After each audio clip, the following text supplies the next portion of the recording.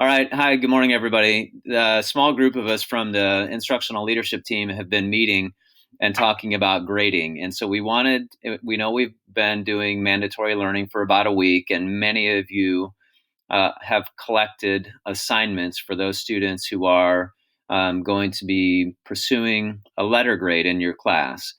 And we wanted to just walk through a couple of things with our grade books to show you some things that you can do or options you could choose. And our biggest message is this: in the closure, students who were passing prior to spring break will always pass. There is no way they can get an F. And so we have an idea about how many students had an F before spring break. We have that exact number. That number cannot grow. It just simply can't, because the worst a student will do is to be withdrawn from the class. And what counselors are doing right now, and with administrators and SFAs and teachers, is they're working their butts off to contact families and students who had an F prior to spring break to let them know exactly what they would need to do in order to move from an F to a pass. If that student then decided they wanted to continue on and try for a letter grade, they of course would have that option. But what we've seen happen over the last week is there's been a little uptick in the number of Fs that we have in our system, because as some of us have collected assignments, if a student did not do well or they didn't turn it in, some of us are putting zeros into the grade book, which moved a grade that was maybe a C down to an F. So we want to walk through that, and our biggest message is that's not something that can happen, and it's a shift in the way we think about grading during the closure a little bit, and it might mean for some of us a shift in the systems that we've used and sort of honed and perfected over the years. Okay, so that just we got a whole panel of people. We got a grade book that's up. That's just a fictitious grade book from my advisory. So that's sort of our point today. We also want you to know that if you have a system that's working for you and you've communicated it with your students, and it's one that's based on what you had done in the past, and you're feeling good about it and you're getting some good results, this is not a video that's saying you have to change that system. Please contact counselors or administrators or colleagues if you want to talk through things. So we hesitated even doing anything because we don't want to create a sense that there's a widespread problem. There's not. We just want to walk through a couple of things as we move forward with this. So in this situation, what I did was create a class that had an exam on Friday, March 13th. That was the day before we left for spring break. And students scored on their 50-point, I just did this based on points, on their 50-point fictitious exam, they scored within, these ranges. Okay. So there's one student who in this example has, prior to spring break, had earned 50% of the points. They scored 25 out of 50. For that student, we know who they are. We're trying to get in contact with them to let them know what remediation that they would need to do in order to move that to a passing grade. Okay, so that work is ongoing. So that student might be an F you have in your grade book right now because it was a pre-spring break assignment, and that's completely understandable. What we're sort of looking at, let's say this is our week 2. This is closure week 1, and we made an assignment there that is also worth 50 points, because our thinking is that there were 9 days prior to spring break that we had class, and once kids get settled in and we do climate and culture building in our classrooms, that's probably about a week's worth of learning and assessing. And so the thought of this small team was that if that was about 50 points, then our week 1 closure assignment, which I called a quiz, would be also worth about 50 points, so that they're comparable. Remember, we have 4 weeks worth of work that we collect during the closure and required learning. So each of those 4 weeks is about 50 points. So let's say, just in this situation, a student who had, a 35 out of 50 on that first test is pursuing a grade. They've indicated that they are pursuing a grade. And for whatever reason, it doesn't go very well on the first week of the closures test. And so they get, a score of 15. So now what that's going to do is it's going to move them numerically below 60%, our cutoff for the D minus. This, what we have to do, and any of the panelists can feel to chime in if I'm not doing something right. So we have to manually override that. So there's a little bit of labor intensive work here, but if that is the case for you and you're putting in the scores that a student has earned on the week 1 assignments and a kid who was passing previously, right? We're taking that away. So you can see they were passing previously. But once we put this in, their score, they told us they're going for grade. Now it drops them to an F. So what we're asking you to do, if that's the situation for you, is to manually override that F to make it a P. So you do that by clicking on that letter grade. So I'm taking my arrow to the letter grade. I click on that letter grade, okay? Over here is going to pop up a whole list of different fancy options, okay? And so I'm going to change this F in there because F is not an option for a kid who was passing before. The worst they're going to do is pass. I'm going to make that a P, and I can keep the percentage. That's fine. That would indicate to the student that they're at 50% so far, okay? And that's how I'm going to enter it, okay? So they're at a P now, at 50%. Our expectation then is if that's a student that you had, now your job and responsibility is to contact that student and let them know that, okay, this is what happened. You were at, 70%. The first one didn't go very well, and I want to give you remediation opportunities. I want to help you at my office hours. You're going to have opportunities to move that up. But because it dropped you below 60%, you changed your grade not to an F, but to a pass. Okay, let's say that student then does, one of the things that is interesting about this, if you manually override to a P, that 50% will stay locked in unless you do this. Let's say the student then does the remediation, they come to your office hour, you help them, they earn points back up to, 35 points. They're performing at about their average, that they were performing at previously. Okay, so we're going to save that. If you notice, here's the thing that's the next step that we all have to remember to do, is that 50% is still the override percentage because we manually overrode that to give them a pass. So even though they've earned 70 out of 100 points, which is 70%, it's going to show 50%. So you got to go back and click on the P. And then we've had a little debate. We're calling this the redo. Is that right, Seekers? This is the redo button. So I'm going to... the refresh. This is the refresh button. So what I do, and this should work, drum roll please,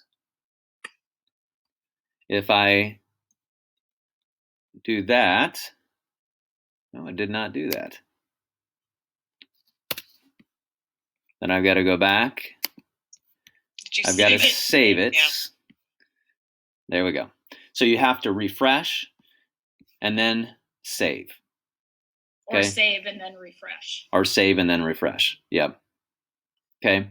So just to do that one more time. So the student, they've earned 15. Okay.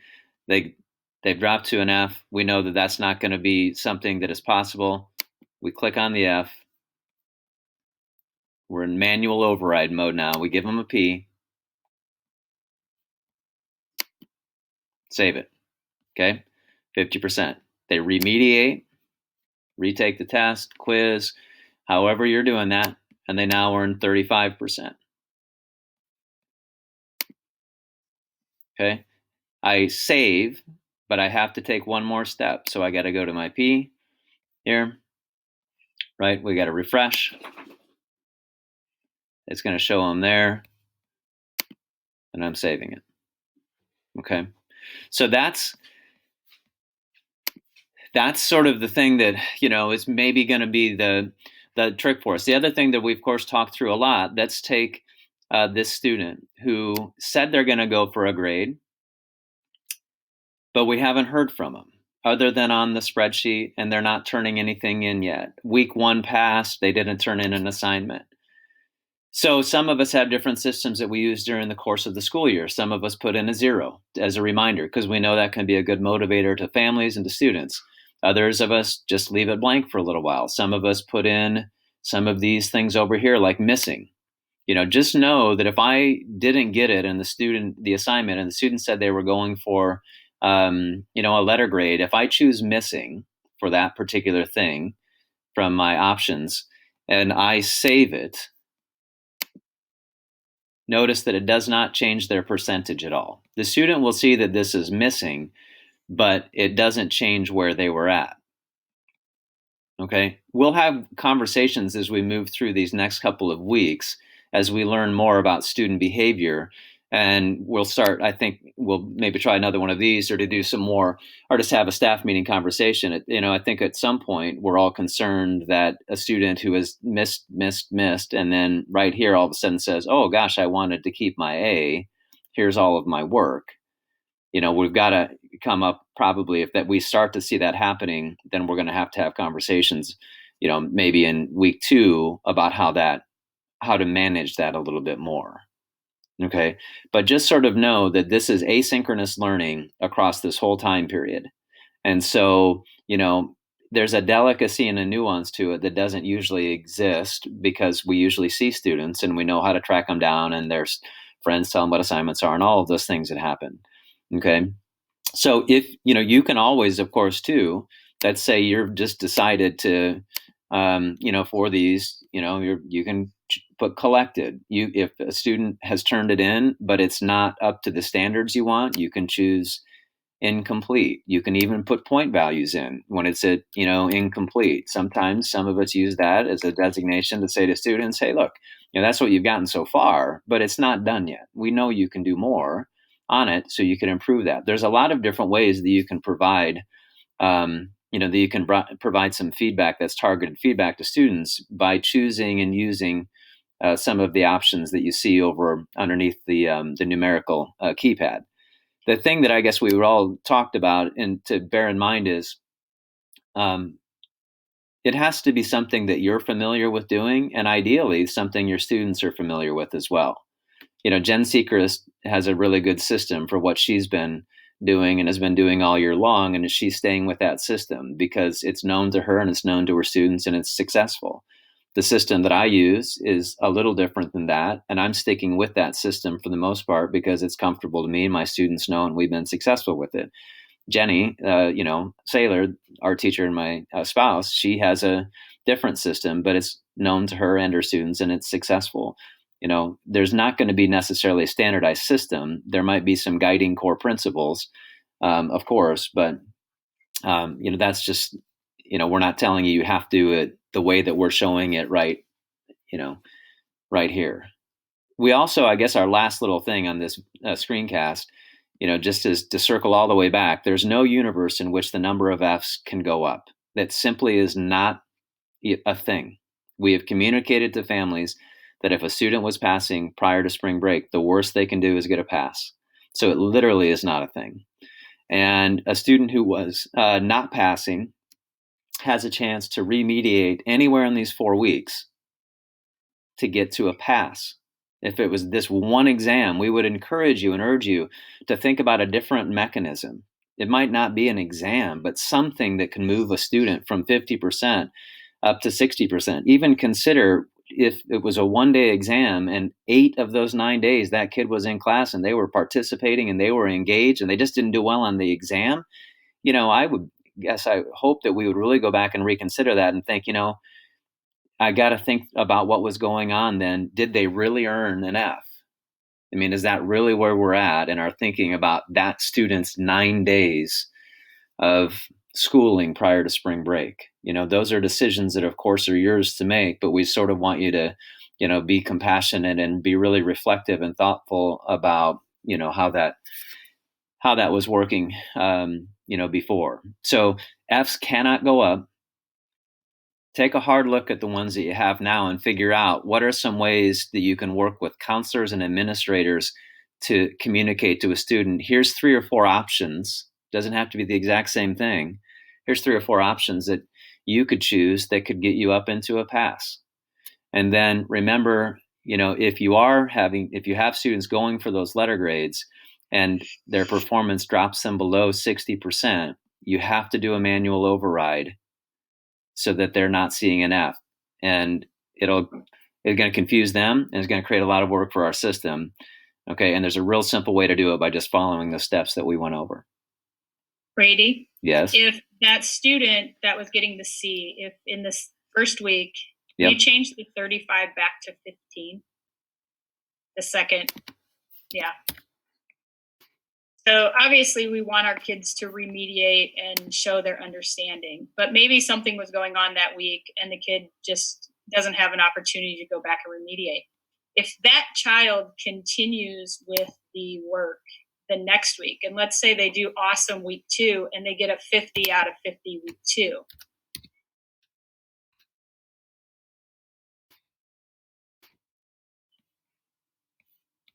so what's going to happen if before you put that 50 in, you would have had a manual override on it?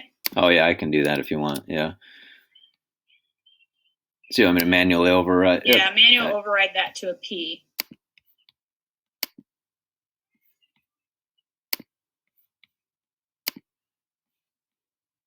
So this is a P. The kid chooses to not remediate but continue with the work. The next week they do awesome. They get 50 out of 50. You go in and save it, but the percentage doesn't change. PowerSchool doesn't do that. So you have to go in every time you enter a new grade for that kid. You have to click on the P and then go refresh to see has the grade moved to above 60%. If it has, then the grade can stay. And I know that's labor intensive, but I think we have an idea of which kids those are. It's not hopefully going to be a lot of our kids. And I think it's really important for them to know they cannot fail this class. If they were passing come spring break, that absolutely there's no way that they can fail this class. At the very least, they can take the pass. Yeah, no, that's a great point. And, this is, again, as we move through this, asynchronous learning that's remote is really weird for all of us. I would say, and I think everyone on this panel would agree, that 15, might become an outlier for them. So let's go back and have a conversation with counselors, administrators, families, and students to say, that student who was pursuing a letter grade, what maybe there was something that was happening that week. We have a lot of students who were putting in massive numbers of hours at work.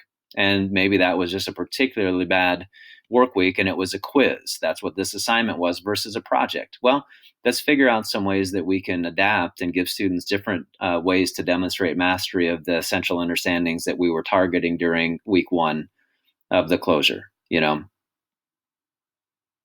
that's a great point. Anything, team, anything else? We have on the team Jen Seacrest and Emily O'Donnell, Troy Bergman, Justin Colbert. I'm Brady. Anything else?